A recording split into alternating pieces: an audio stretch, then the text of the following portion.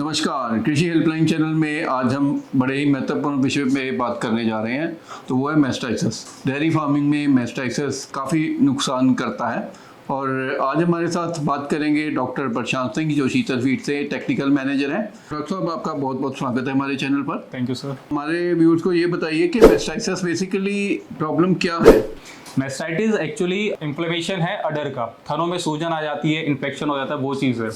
थोड़ा सा मिथ इस चीज़ का है लोगों में कि मैस्टाइटिस बहुत बड़ी बीमारी है। एक्चुअली मैस्टाइटिस कोई ऐसी सच बीमारी नहीं है। Mastitis is a managemental problem. अगर हमारा रखरखाव सही नहीं है तो मैस्टाइटिस होना लाजमी है, चाहे वो थन का रखरखाव हो, चाहे फ्लोर का हो, चाहे पानी का हो, चाहे दूध निकालने वाली मशीन का हो। और साथ में ही हर साल बहुत ज़्यादा फार्मर्स को लॉस होता है मनी के बेस पे। और अगर एक बार मैस्टाइटिस आ जाए तो ये मैस्टाइटिस इतनी खतरनाक है कि आगे चल के जिसको हम बोलते हैं मैस्टाइटिस का सिक्यूली, कि अगर मैस्टाइटिस हो गया तो उसके आगे क्या क्या बीमारी हो सकती है।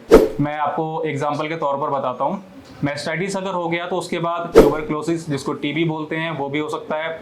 ब्रूसेल्ला हो सकता है, सोर थ्रोट हो सकती है, फूड पॉइजनिंग हो सकती है, यहाँ तक कि जो सबसे खतरनाक हम बोल सकते हैं कि अबॉर्शन तक हो सकता है उसमें। तो डॉक्टर साहब, इसके लक्षण क्या क्या होते हैं मैस्टाइसिस के? इसके लक्षण के पहले मैं थोड़ा सा इसके कॉजेज बताना चाहूँगा कि इसका रीज़न क्या है। ये एक मिक्सचर है एनवायरमेंटल और मैनेजमेंटल फैक्टर का।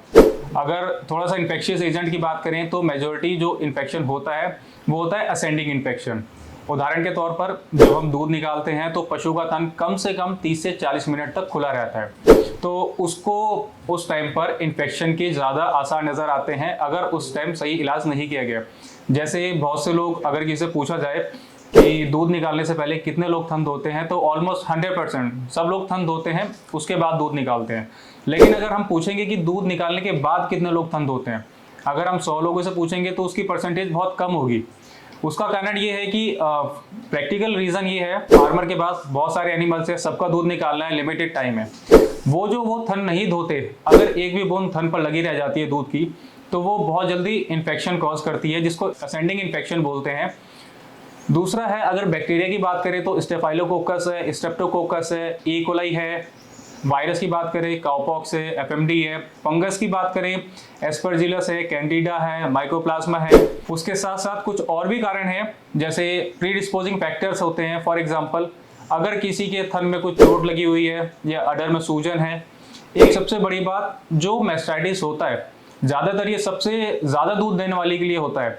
उदाहरण के तौर पर जो सबसे ज़्यादा दूध देगी तो उसको थन बंद करने के लिए ज़्यादा टाइम लगेगा।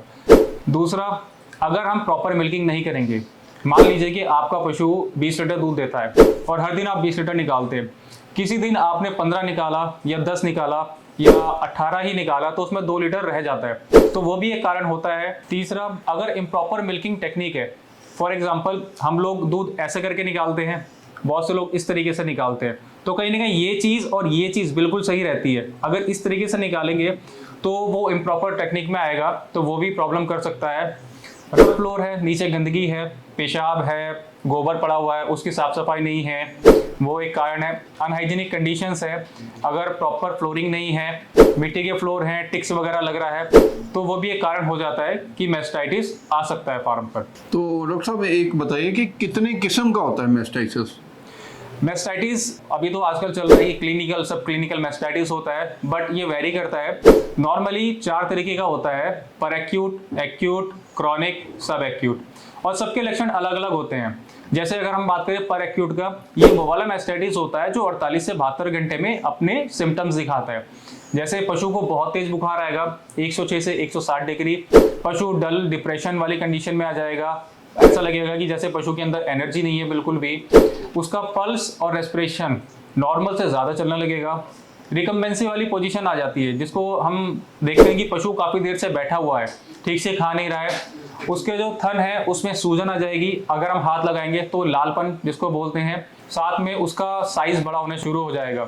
कभी कभार मिल्क में वाटर और ब्लड दोनों आने लग जाते हैं। कभी हम बोलते हैं कि सर थनों में खून आ रहा है, तो वो पर एक्यूट मैस्टाइटिस के चांसेस होते हैं। दूसरा, एक्यूट फॉर्म जो हमें 3 से 5 दिन में दिखता है, इसमें फीवर आता है, पशु ने खाना छोड़ देना होता है, अडर में स्वेलिंग हो जाती है, मिल्क पीलेपन में और ब्राउन कलर में आ जाता है। सबसे मेन बात, इसमें पशु में छींचड़े आने शुरू हो जाते हैं, जो हम कहते हैं कि दूध जो है दही की तरह आ रहा है। और सुपर मेमोरी लिम्फ नोड जो होती है, जो नीचे से अगर आप देखेंगे एक लिम्फ नोड दिखेगी, उसमें सूजन आ जाती है बहुत ज़्यादा। जो हमें 5 से 10 दिन में सिम्टम्स दिखते हैं, धीरे धीरे हमें पता चलता है कि पशु को मैस्टाइटिस हो रखा है। उसमें ऐसे कुछ ज़्यादा सिम्टम्स नहीं दिखेंगे, बस उसमें जो अडर है, जो बाक बोलते हैं बहुत से लोग, वो पत्थर की तरह सूज जाता है। अगर हम उसको दबाते हैं तो उसमें दर्द होता है बहुत ज़्यादा। और एक सबसे बड़ी चीज़ जो डिलीवरी के बाद मोस्टली केसेस में देखा गया है, कभी कभार डिलीवरी के पहले भी होता है, क्रॉनिक फॉर्म जिसको बोलते हैं, उसमें स्वेलिंग नहीं दिखेगी आपको, लेकिन उसमें छींचड़े वगैरह आ जाएंगे, थन बहुत बड़ा हो जाएगा, दूध कम हो जाएगा निकलने के लिए। ऐसा कुछ भी विजुअल चेंजेस वगैरह नहीं दिखते। दूध में पस या चीज़ की तरह, पनीर की तरह होता है, उस तरीके से दूध आना शुरू हो जाएगा उसमें। अभी तक जो देखा गया है, ज़्यादातर केसेस में 5 से 10% क्लिनिकल केसेस आ रहे हैं और 90 से 95% सब क्लिनिकल केसेस आते हैं। इसमें फ़र्क ये होता है कि जो क्लिनिकल केसेस है उसमें हमको सिम्टम्स दिख जाते हैं, उसके बेस पे हम ट्रीटमेंट कर लेते हैं। बट 90 से 95% केसेस जो होती है वो सब क्लिनिकल मैस्टाइटिस है, उसमें हम सिम्टम्स नहीं देख पाते उस लेवल के, तो हमको ट्रीटमेंट बहुत सोच समझ के करना पड़ता है उसमें। तो डॉक्टर साहब ये बताइए कि ये फैलता कैसे है मैस्टाइटिस? फैलने का रीज़न इसमें है कुछ प्रीडिस्पोजिंग फैक्टर्स हैं। और ट्रांसमिशन की अगर बात करें, पानी से फैल सकता है, अगर उसका फ्लोर गंदा है उस तरीके से फैल सकता है। यूटेंसिल्स बात करें, अगर आपको दूध निकालना है, दूध निकालने के बर्तन हैं, मिल्किंग मशीन्स है, प्रॉपर उसका प्रेशर नहीं है तो वो मेमोरी ग्लैंड्स पे ज़्यादा प्रेशर डालेगी, वो भी एक रीज़न होता है। अगर कोई चोट वगैरह लगी हुई है, इंजरी है, वो भी होता है। इनहेलेशन जिसको बोलते हैं कि सांस लेने में, वहाँ से हो सकता है। एक एग्जाम्पल के तौर पर बताता हूँ, माइकोप्लाज्मा ऐसा है जो इनहेलेशन मैस्टाइटिस करता है। मिल्कर्स हैंड, अगर मैं दूध निकाल रहा हूँ पशु का और मैंने हाथ नहीं धोए, मैं दूसरे पशु का दूध निकालने लग गया, अगर किसी एक को मैस्टाइटिस है तो वो दूसरों को उससे फैल सकता है। जो ज़्यादातर केसेस में देखा गया है, हाई यील्डिंग, हाई दूध देने वाले पशु को होता है। और एक्सोटिक और क्रॉस ब्रीड, एक्सोटिक जो बाहर की नस्ल है, एचएफ है, जर्सी है, उनको ज़्यादा होता है ये। और ज़्यादातर केसेस में सेकेंड लैक्टेशन जिसको बोलते हैं, दूसरी ब्याज से सबसे ज़्यादा दिखता है ये पशु। अगर इसको डायग्नोज करने की बात करें, कंफर्मेशन करने की बात करें, तो वो किस तरीके से कर सकता है फार्मर?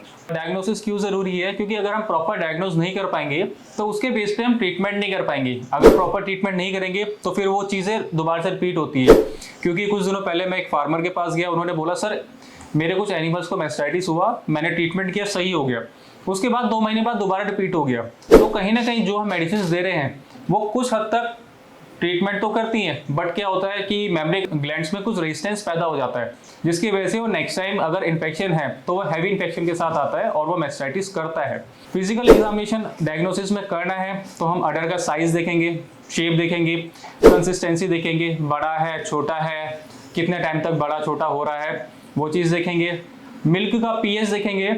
जो मिल्क का पीएच होता है नॉर्मली 6.4 से 6.8 आता है, लेकिन अगर मैस्टाइटिस हो गया तो पीएच बेसिक में चला जाता है, जैसे 7.2 से ऊपर चला जाता है, 8.5 8.6 तक आराम से चला जाता है। कुछ और टेस्ट है, स्क्रिप्ट टेस्ट है, क्लोराइड टेस्ट है, कैटलिस्ट टेस्ट है। कभी कभार जो आजकल बहुत ज़्यादा यूज़ कर रहे हैं CMT kit, California mastitis kit, इसमें 4 कप्स बने होते हैं जिसमें अलग अलग थन का दूध जाता है, केमिकल डालते हैं, उसमें जेल फॉर्मेशन हो जाता है। जेल फॉर्मेशन कंफर्मेशन है कि एनिमल को मैस्टाइटिस है। और माइक्रोस्कोपिक देखना है तो हम सोमेटिक सेल काउंट करते हैं या WBC करते हैं। नॉर्मली मैं सबको यही सलाह देता हूं कि आप एक बार CBC कंप्लीट ब्लड काउंट करवा लीजिए, जिसमें अगर आपका मैस्टाइटिस है तो उसमें WBC का नंबर बहुत ज़्यादा इंक्रीज हो जाता है।